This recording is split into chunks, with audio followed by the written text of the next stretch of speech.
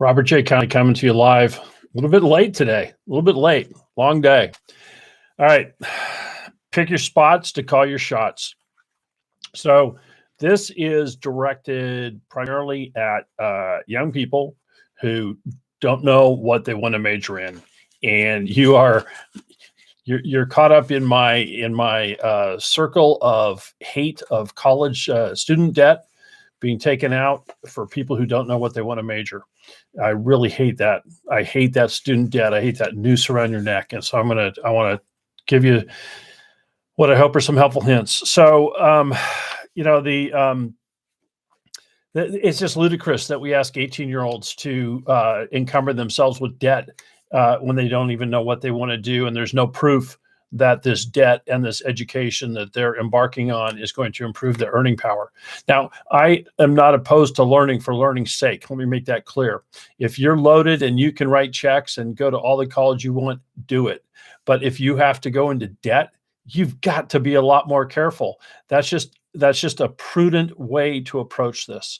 So, the thing that I say is that you need to iterate with work. You need to, you should be getting jobs at 16. You should be putting yourself in environments. You should be looking to be a gopher you get the lowest rung job in the company that you think you want to work for, or in the industry that you want to work for. Get yourself in the door. And so the most important thing about that is that as a young person, you will be amazed that if you earnestly are trying to understand this business, and you get yourself into good companies with decent people, you will have mentors. You will have people that will give you advice, that will guide you, that will share with you how to succeed and proceed in the given business. So, taking out a student loan without knowing what you want to major in, that's like taking out a car loan with no place to go. It's just going to sit in the parking lot. It's not going to do you any good. It's a rock around your neck. So what I want people who are in this predicament to do is to just take a breath, to just calmly go, okay, I'm going to be methodical about this investigatory process. And forgive me for this if you happen to be a high school or college or guy. I'm going to offend. I apologize, but some of the most well-intentioned and least useful advice comes from guidance counselors in both high schools and colleges. These are dear people who have studied counseling.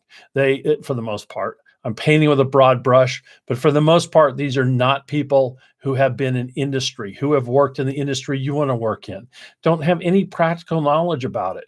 And so choose from whom you take advice. And so I suggest then that you get yourself, like I said, you get yourself into the arena, the one that you suspect fits. Yeah, suspect. Because, in spite of all the things you can find on YouTube, the highest paying jobs, the greatest jobs, the worst jobs.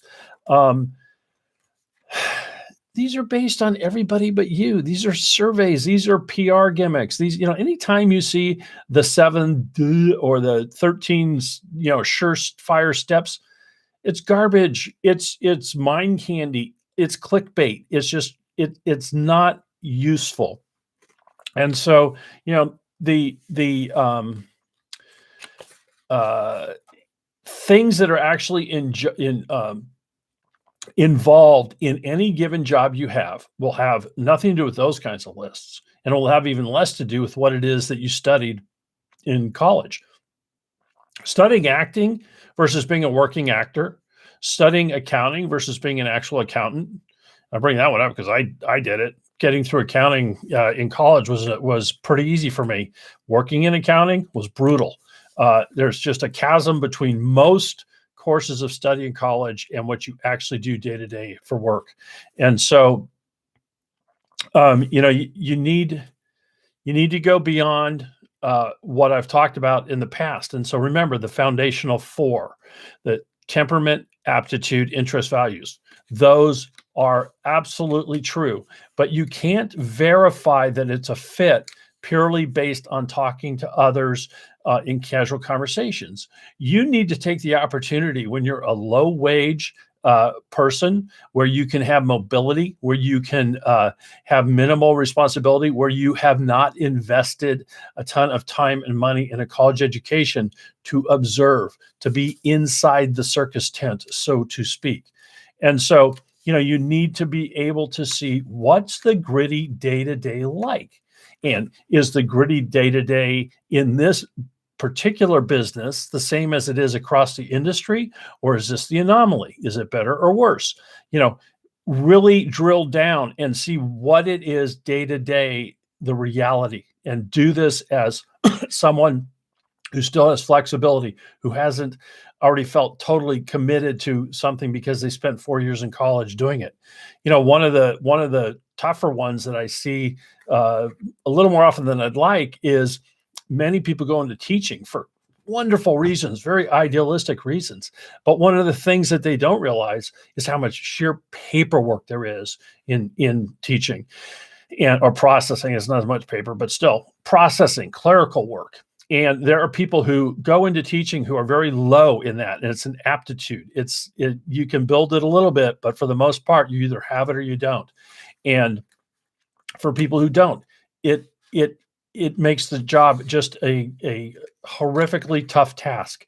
And so, learning like those distinctions between your idealization and what's the actual day to day.